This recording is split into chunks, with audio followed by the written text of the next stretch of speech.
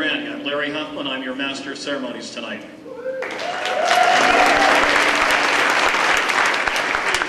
Be seated, please. We have something going on after the show you're going to enjoy. We're going to go out in the lobby and we're going to have cake and ice cream in honor of John's 86th birthday for everybody. Then we're going to do something really interesting. We're all going to join hands and form a circle and try to make contact with Lindsay Lohan's career.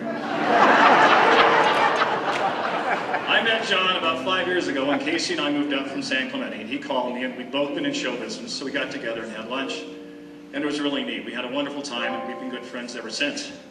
A lot of you people don't realize that John has done a lot for the community. I'm sure you do. And he was a great philanthropist. He recently opened up a halfway house for girls who won't go all the way.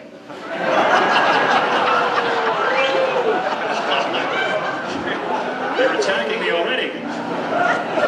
But I think the thing that really blows me away about John and Julie Grandy is their love affair. They've had a long, many-decade love affair, and they're still as much in love now as they were then. I think we all strive for that.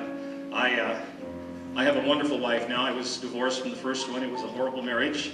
And my wife was very mean. She used to take the kids to McDonald's for unhappy meals, which was very terrible. And when you're married in California for 10 years, it's considered a long-term marriage. And you have to pay alimony. And so I do, because I go to jail if I don't. And so every month I send her an alimony check and a case of Camels, but nothing's worked yet.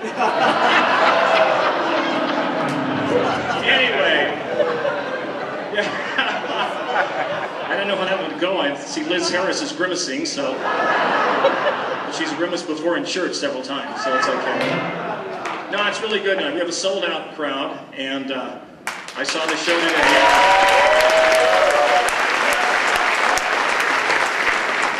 I saw the show today in rehearsal, and I guarantee it's going to blow you away because you're going to see some stuff. Now, all of us, most of us have talked to John or sat in a restaurant across from him in the Barnstorm or one of the other restaurants and heard him talk about his tales, his stories. And I want you to kind of put yourself there now, because this is what you're going to be doing. You're going to be going to a very intimate location, intimate environment, and listening to John tell some of the greatest stories you've ever heard. Ladies and gentlemen, John Grandy.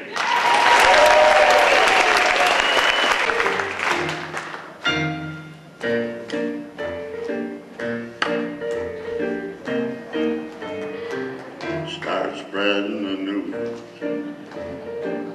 I'm leaving today. I wanna be a part of it. New York, New York. These vagabond shoes, they're longing to stray, to walk right through the heart of it. New York, New York. I wanna wake up in that city that doesn't sleep, to find I'm king of the hill. Oh yeah, top of the heap, my little town blues, they're fading away. I'll make a brand new start of it in old New York. If I can make it there, I'll make it anywhere. It's up to you. New York, New York.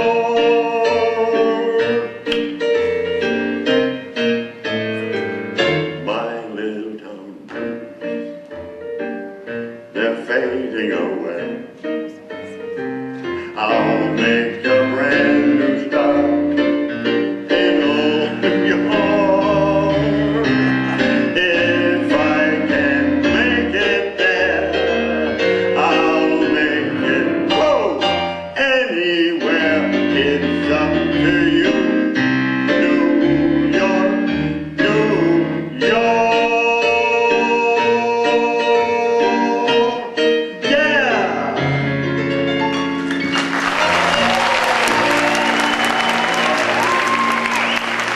Around the block, enough to have witnessed plenty of miracles on his own. Just ask his friend, Methuselah. And now, through the miracle of stage technology, Mr. John Grandy.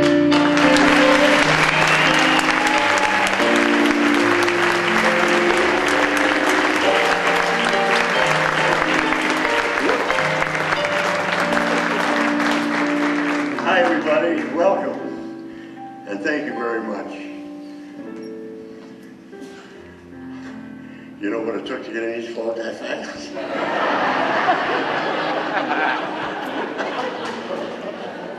I gotta tell you, I didn't get this joke. So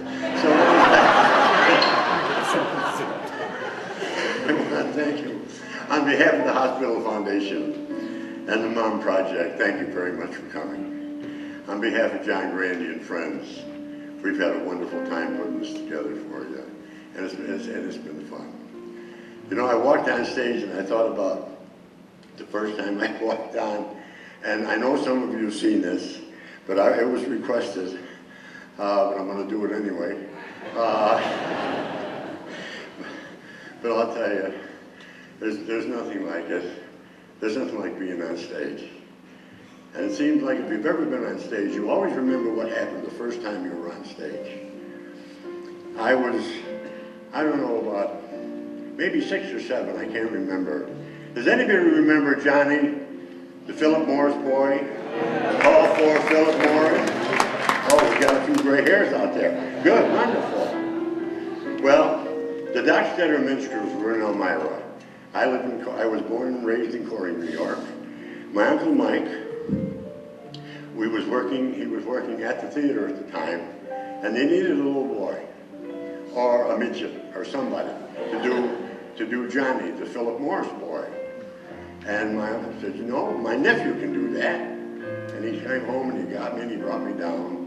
And it was the Dockstader Minstrels, and the back here was like a hotel. It was like a hotel lobby they had made. And the director told me, all you do is walk across the stage and say, call for Philip Morris 3 times, go out the other side, and you're finished. And we'll give you 50 cents and an ice cream cone. So my uncle brought me down and they did. And everything worked out. I did what they wanted me to do in rehearsal. It went fine. Had these very light blue satin pants on, satin jacket with little gold buttons on it, little pillbox hat, and came the night of the performance, and they were going to be there for a week.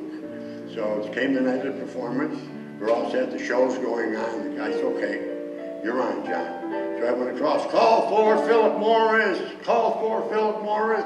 Then I made one of the biggest mistakes I ever made in show business. I never forgot it. I turned around and said, call for, and there were 8 million people looking at me. And I peed. And I peed my pants.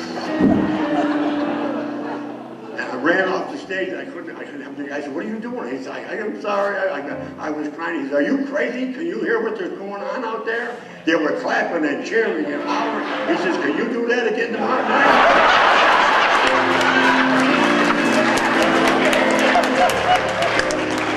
There'll be bluebirds over the white cliffs of Dover tomorrow. Just you wait and see. There'll be love and laughter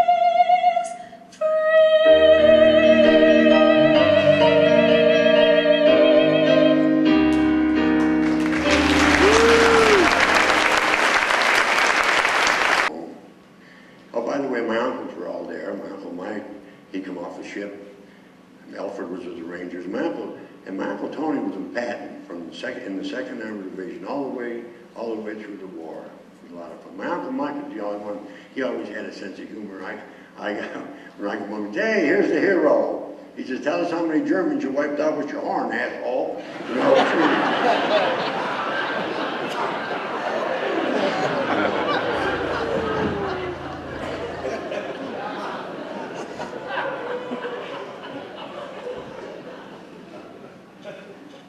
I'm kind of dry.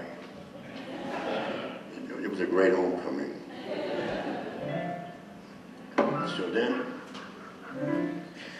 So then it was time to figure out what I was going to do. I got ordered out of Fort Dix. I had about $600 on me because I was redlined a couple of months. That's me when they don't pay you. And I got my mustering out pay. So I made up my mind I was going to New York. Of course, that didn't go over too good with my family.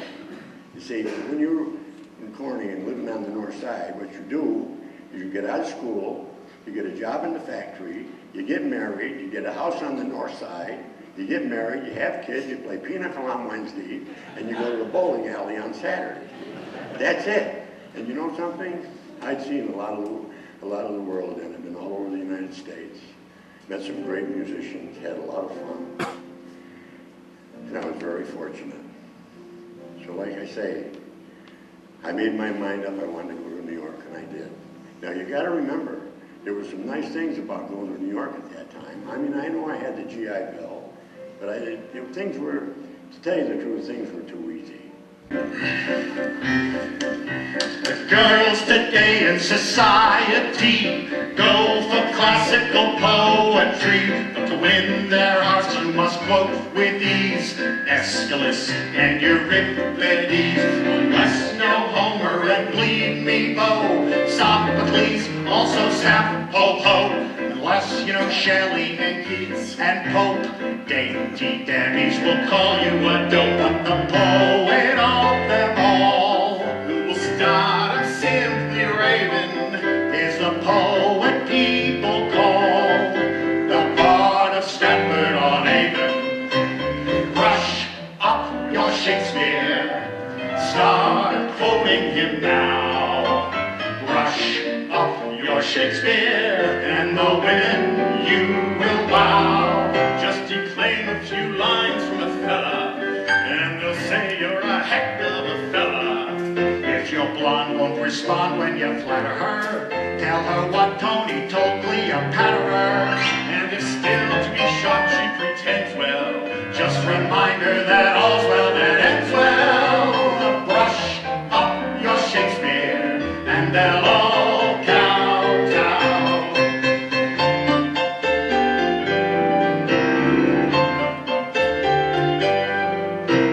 Brush up your Shakespeare, start quoting him now. Brush up your Shakespeare, and the women you will wow. If your Goyle is a Washington Heights dream, take the kid on a Midsummer Night's Dream.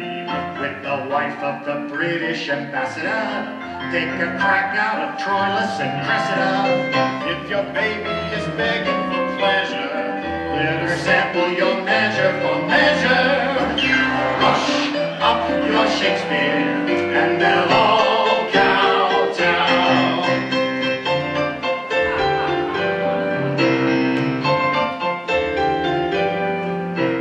Brush up your Shakespeare, start quoting him now.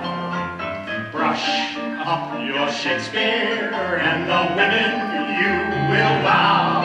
If you can't be a hand and do Hamlet, they won't give a damn or a damn it. Just recite an occasional sonnet, and your lap will have honey upon it. If she says your behavior is heinous, kick her right in the Coriolanus. Brush up your Shakespeare, and they'll all kowtow. Forsooth, and they'll all